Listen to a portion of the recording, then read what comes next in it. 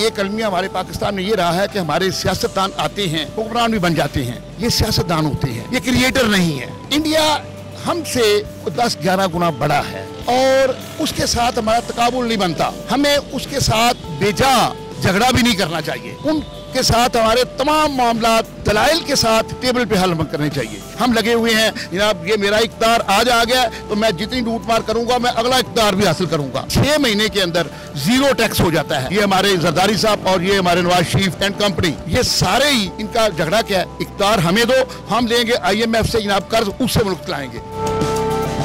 बिलावल भुट्टो जो है वो असल में सिर्फ खानदानी अपनी शोहरत का फायदा ले रहा है। वो तो इस काबिल नहीं है कि उसको मिनिस्टर भी रखा जाए। ग्रेड 21 और 22 के इनाम मुलाजमों को 1000 लीटर महाना पेट्रोल दिया जा रहा है। उनके मुफ्त पेट्रोल को बिल्कुल रोक दिया जाए और उनकी गाड़ियों को बैन कर दिया जाए। इतनी पार्टीज की मौजूदगी में आखिर इनकी जमात की क्या जरूरत पड़ गई थी? इन्होंने भी पाकिस्तान डेमोक्रेटिक रिफॉर्म्स पार्टी के नाम से एक नई जमात बनाई है। इन्होंने एक अपना आइन भी जो है वो तरतीब दिया है। हमारी पार्टी हर मसले का हल पेश करती है। असल में महंगाई और ये जो गुर्बत है ये है ही नहीं। हर पार्टी आके शोर मचाती है जो बरसे इक़्तिदार होती है। लाहौर की मेट्रो ऑरेंज लाइन ट्रेन की बात करूंगा, 200 अरब रुपया उस पर लगा दिया गया। 480 अरब रुपए बेनजीर इनकम सपोर्ट पर हमने मुख्तस कर दिए हैं। 8 लाख मरबा किलोमीटर जमीन है जिसमें 30% अभी तक हमने इस्तेमाल की। लोग बेचारे सिर्फ वीजे लेते हैं, डंकी लगा के मर जाते हैं। ये हुकूमती सतह पर अपने हम मैन पावर जो है दूसरे मुल्कों को हम भेजें और वो गवर्नमेंट खुद भेजे और वीजे खुद लगवा के दे। अस्सलामुअलैकुम जी, न्यू डिजिटल के साथ मैं हूँ रूबा अरूज। नाजरीन, पाकिस्तान में सियासी जमातों की भरमार है, ये हम सभी जानते हैं। लेकिन पाकिस्तान तहरीके इंसाफ पे आने वाले जवाल के बाद बहुत सी नई जमातें भी बनी और मेरे साथ इस वक्त जो शख्सियत मौजूद हैं, इन्होंने भी पाकिस्तान डेमोक्रेटिक रिफॉर्म्स पार्टी के नाम से एक नई जमात बनाई है। सैयद तनवीर बुहारी हमारे साथ मौजूद हैं और हमने ये भी सुना है कि इन्होंने एक अपना आइन भी जो है वो तरतीब दिया है। इनसे जरा बात कर लेते हैं कि इतनी पार्टीज की मौजूदगी में आखिर इनकी जमात की क्या जरूरत पड़ गई थी। अस्सलाम वालेकुम। वालेकुम अस्सलाम। कैसे हैं आप? अल्लाह का शुक्र है। कैसे जा रही है आपकी सियासी जमात?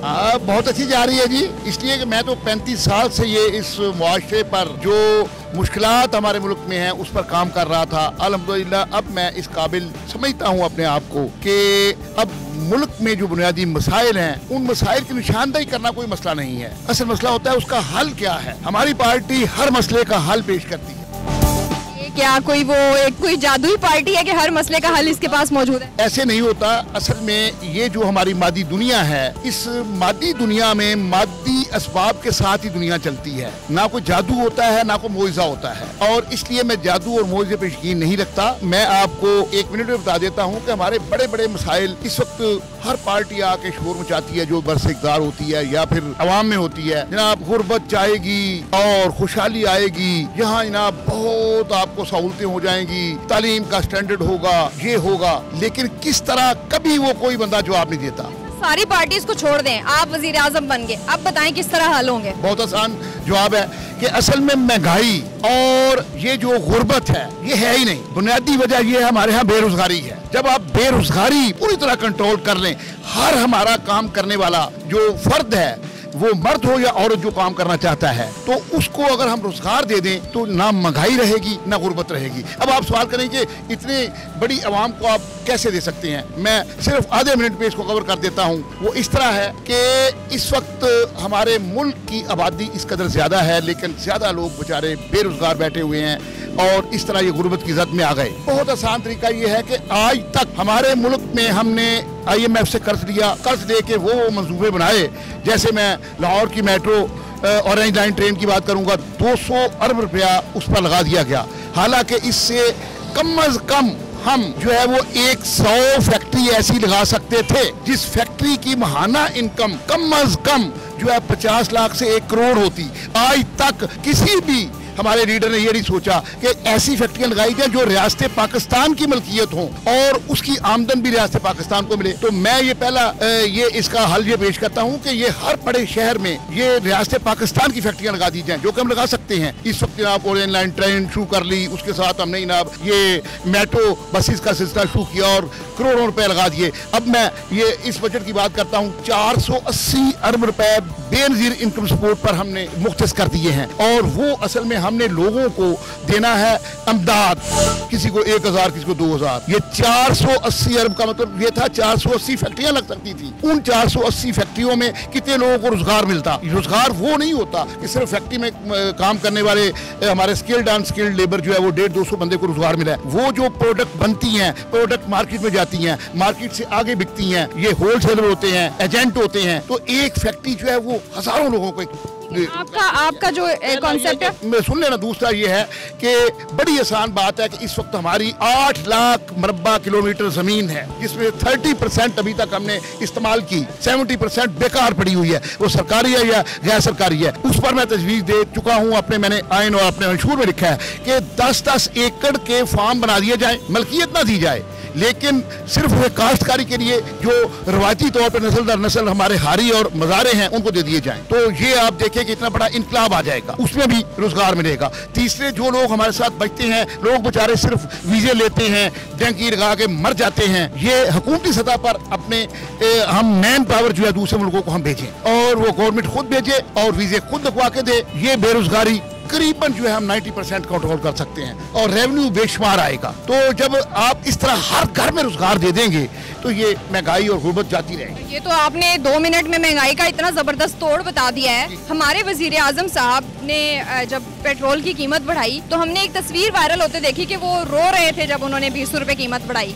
अगर ये इतना आसान है तो वो रो क्यों रहे थे? इतने ताकतवर हैं। एक अलमिया हमारे पाकिस्तान में ये रहा है कि हमारे सियासतदान आते हैं, हुक्मरान भी बन जाते हैं, ये सियासतदान होते हैं, ये क्रिएटर नहीं है। हमेशा आप अपने किसी भी अदारे को, कौम को, घर को और मुल्क को चलाना चाहते हैं तो आपकी वक्त के साथ क्रिएशन होती रहे हर शोबे में। अगर आपके पास क्रिएटिव माइंड नहीं है तो फायदा ही कोई नहीं। ये हमारे जरदारी साहब और ये हमारे नवाज शरीफ एंड कंपनी, ये सारे ही इनका झगड़ा क्या है? इख्तियार हमें दो, हम लेंगे IMF से जनाब कर्ज, उससे मुल्क चलाएंगे। किसी ने आज तक ये दावा नहीं किया कि कर्ज हम नहीं लेंगे, और कर्ज ना लेने के लिए हमारे पास मुतबादिल ये ज़राए मौजूद है, जैसे मैंने अभी आपको बता दिया है। ये बातें हुकूमत में आने से पहले खान साहब भी करते थे, लेकिन फिर 1 साल के बाद उन्हें भी IMF से कर्ज लेना पड़ा। आपके पास और क्या इन्वेस्टमेंट का कोई और तरीका है? लोगों से पैसे इकट्ठे करेंगे। जो मुल्क सिर्फ टैक्स पे अपने आप को चलाना चाहते हैं वो बिल्कुल ज़वाल पजीर हो जाते हैं। मेरे नजदीक अगर आज जो मेरे पास प्लान है, मुझे अगर बतौर मशीर मेरे से मशवरा भी लें तो मैं इनको एक ऐसा प्लान दूं कि 6 महीने के अंदर 0 टैक्स हो जाता है, किसी शोबे में कहीं टैक्स लगाने की जरूरत नहीं, और मुल्क की आमदन इतनी हो जाती है कि मुल्क बिल्कुल लेवल हो जाता है। उसके लिए हमें कोई सख्त स्टेप लेने पड़ेंगे। सबसे पहले सख्त स्टेप ये लेना पड़ेगा। बड़ी अजीब बात है, अवाम के लिए हम जनाब जो है पेट्रोल महंगा कर रहे हैं कि वो बेचारे सफर भी नहीं कर सकते, घर से अपने कारोबारी जगह पर न जाएं, लेकिन इसके साथ साथ एक बहुत बड़ा माफिया पेट्रोल पी रहा है। वो इस तरह के जनाब ये ग्रेड 21 और 22 के इनाम मुलाजमों को 1000 लीटर महाना पेट्रोल दिया जा रहा है। वो भाई कितनी दूर हो, क्या वो रोजाना रावलपिंडी से आगे लाहौर ड्यूटी करता है? उनके मुफ्त पेट्रोल को बिल्कुल रोक दिया जाए और उनकी गाड़ियों को बैन कर दिया जाए। कोई भी 1000 सीसी से बड़ी गाड़ी पर ना बैठे, और हर सरकारी दफ्तर में तमाम के फराइज लिख कर लगा दिए जाएं और फराइज की कोताही पर फौरन नौकरी से निकाल दिया जाए। ये हमारे सरकारी शोबे में काम कोई नहीं हो रहा। कौन से मुल्क की बात कर रहे हैं? मैं पाकिस्तान की बात कर रहा हूँ। एक दफा फिर कंफर्म कीजिएगा, कौन से मुल्क की बात कर रहे हैं? पाकिस्तान की बात कर रहा हूँ। जब हम बरसे इक़्तिदार आएंगे हम ऐसा ही करेंगे। और आप कब आएंगे बरसे इक़्तिदार? जी, मैं ये जिस तरह काम कर रहा हूँ इंशाअल्लाह 2030 या 32 में मेरी पार्टी बरसे इक़्तिदार होगी। आप जानते हैं कि पाकिस्तान में बिजली नहीं है, यहाँ पे पेट्रोल कितना महंगा है, हम कर्ज तले डूबे हुए हैं, हमारे हुक्मरान रो रो के हमें बताते हैं कि हमारे पास तो कुछ भी नहीं है खाने को, हमारी मजबूरी है IMF के पास जाना, मांगना, चाइना के पास जाना। आप कैसे कह सकते हैं कि मसला ही कोई नहीं है? कि हमारे हुक्मरानों के पास, हमारे लीडरों के पास दिमाग नहीं है, बाकी सब कुछ है। भीख मांगने का और कर्ज मांगने का इनको बड़ा सलीका आता है, और इनके अंदर एहसास भी नहीं है। मेरी मालूमात के मुताबिक ये सच है, जो तहकीक करता रहता हूँ, कि हमारा पेट्रोल जो खर्च करते हैं हम माहवार या रोजाना, 50% पेट्रोल हमारा अपना निकलता है। यहाँ 50% निकल सकता है तो उसको हम 100 भी कर सकते हैं। क्यों नहीं उस पर तवज्जो दी जा रही? पेट्रोल और गैस तो बेशुमार है हमारे पास। अच्छा, ये बताइएगा कि हम हर मामले में अपने हमसाया मुल्क भारत से बहुत ज्यादा कंपैरिजन करते हैं। अब क्योंकि आगे फ्यूचर में आप पाकिस्तान की जो भागे वो संभालने वाले हैं और आप वजीर आजम बनने वाले हैं, तो इंडिया से कैसे मुकाबला करेंगे? वो तो चांद पे मिशन भेज रहे हैं, 5वीं 4थी बड़ी मईशत बनने वाले हैं, और आप हमें ख्वाब दिखा रहे हैं कि हमारे पास तो महंगाई रहनी नहीं। विद ड्यू रिस्पेक्ट शायद बहुत सारे लोगों को ये बात पसंद ना आए, मेरे पाकिस्तानियों को, मेरी बहनों भाइयों और बुजुर्गों को पसंद ना आए। इंडिया हमसे 10-11 गुना बड़ा है और उसके साथ हमारा तकाबुल नहीं बनता। हमें उसके साथ बेजा झगड़ा भी नहीं करना चाहिए। उनके साथ हमारे तमाम मामला दलाइल के साथ टेबल पे हल करने चाहिए और जंग और ये मुखालफत से बहुत दूर रहना चाहिए, पहली बात। दूसरी बात ये है कि हमारे यहाँ पॉलिसियाँ बिल्कुल इंडिया से बेहतर होनी चाहिए और इंडस्ट्री होनी चाहिए हमारी। मैं कहता हूँ कि जमीन जो हमारी ज़राअत है, ज़राअत में इस वक्त हम 1970 का बीज बो रहे हैं और हम ले रहे हैं 50 मन फी एकड़ गंदम। इस वक्त तो दुनिया में 150 मन फी एकड़ पैदावार हो गई है। वो बीज क्यों नहीं इंट्रोड्यूस किया जा रहा है? इस पर क्या खर्च आता है? लेकिन उस पर थोड़ी तवज्जो चाहिए। हम लगे हुए हैं जनाब, ये मेरा इक़्तिदार आज आ गया तो मैं जितनी लूट मार करूंगा मैं अगला इक़्तिदार भी हासिल करूंगा। बिल्कुल नहीं, ये 2 मरतबा 3 मरतबा 4 मरतबा वज़ीर-ए-आज़म गलत है। मैक्सिमम 2 टाइम वज़ीर-ए-आज़म 2 टाइम जो है सदर आना चाहिए, बिल्कुल। और काम ना करें उनको फौरन निकाल दें, खा कोई वजीर है, मुशीर है, सेक्रेटरी है, उनको। आपके ख्याल में शहबाज शरीफ साहब को चलने देना चाहिए अभी? शहबाज शरीफ साहब का टाइम तो खत्म हो रहा है। शहबाज शरीफ के साथ भी एक प्रॉब्लम ये है कि वो पॉलिसी मेकर नहीं है, वो बड़ा चंगा एडमिनिस्ट्रेटर है। बड़ा चंगा मैं कह रहा हूँ, अच्छा एडमिनिस्ट्रेटर नहीं है। खान साहब के बारे में क्या ख्याल? खान साहब बहुत अच्छे इंसान है, उनके अंदर जज्बा भी बड़ा अच्छा था और उनकी नीयत भी अच्छी थी, लेकिन बैड लक ये है उनके पास तजुर्बा कोई नहीं था। और अब हालात ने जो कुछ भी उनके साथ किया, अब भी वो तजुर्बा लेने को तैयार नहीं हुए। उनकी एक बैड लक ये है, वो हर वक्त अपने एक घमंड में रहते हैं। हालांकि देखना ये है घमंड किस चीज का भाई? घमंड तो होना चाहिए हमारे हम मजदूर को, जो हालात का सीना चीर के शाम को 1000 पे अपने ना बीवी बच्चों को पाल रहा है। घमंड होना चाहिए तो मेहनती लोगों को होना चाहिए। तो ये एसी गाड़ियों में फिर कर, अल्हम्दुलिल्लाह मेरे पास भी एसी की सहूलतें हैं, लेकिन मैं ज्यादा वक्त बाहर गुजारता हूँ। चलें, शहबाज शरीफ भी कैंसिल, वो खान साहब भी कैंसिल, बिलावल भुट्टो के बारे में क्या ख्याल है? With due respect, Bilawal Bhutto जो है सिर्फ खानदानी अपनी शोहरत का फायदा ले रहा है। वो तो इस काबिल नहीं है कि उसको मिनिस्टर भी रखा जाए। बड़े काबिल है, ऑक्सफोर्ड से पढ़े हुए। नॉट एट ऑल, ऑक्सफोर्ड से सारे पढ़ के आए थे। बेनजीर भी आई थी, भुट्टो साहब भी आए थे। भुट्टो साहब अपनी पॉलिसी की वजह से तख्तादार पे चढ़ गए। मेरी बातें कुछ तलख है माजरत से, हालांकि मैं भुट्टो का बकाया तौर पे जो जला रहा हूँ, लेकिन भुट्टो की पॉलिसी बाद में समझ आई, जब हमें होश आया तो वो ठीक नहीं थी। उन्होंने उनका भी दौर हमने देखा, बड़ी बेचैनी का दौर था। जरूरत जिंदगी गायब हो गई, आटा गायब, चीनी गायब, घी गायब, डिपो बना दिए गए। घर के 3 अफराद हैं, एक उस लाइन में लगा हुआ है जनाब घी ढूंढ रहा है, एक जनाब जो है वो चीनी ढूंढ रहा है, एक आटा ढूंढ रहा है। वो रोजगार किस वक्त करें? एंड उनका बहुत बुरा हुआ, उनकी पॉलिसियाँ कामयाब नहीं थी। बेनजीर ने अपने बाप की पॉलिसियों के उल्ट चली, कहीं ना वो कह रहे थे नेशनलाइज कर लो तमाम। मैं वो अच्छा इकदाम था, अगर कहीं अपनी फैक्ट्रियाँ लगाई जाती रियासत पाकिस्तान की।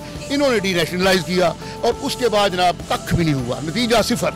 लास्टली ये बता दीजिएगा कि मौजूदा दौर में अपने अलावा कोई लीडर नजर आता है? जी, लीडर तो मेरे नजदीक हर वो बंदा लीडर है जिसके साथ 20-30 अफराद भी हैं। लीडर बेशुमार हैं, लेकिन आप सवाल ये इस तरह करके मैं जवाब दे सकता हूँ तो कोई ऐसा शख्स नजर आता है जो क्रिएटिव भी हो, क्रिएटिव अपनी क्रिएशन करे हर शोबे के लिए, वो मुझे कोई नजर नहीं आता। शुक्रिया। ये थे सैयद तनवीर बुखारी साहब, जो कि अपनी पार्टी रजिस्टर करा चुके हैं और पाकिस्तान के हालात बदलने के लिए कोशा भी हैं और इन्होंने अपना एक आइन भी मुरत्तिब कर रखा है। आपको इनकी कहानी कैसी लगी? कमेंट सेक्शन में अपनी राय का इजहार जरूर कीजिएगा।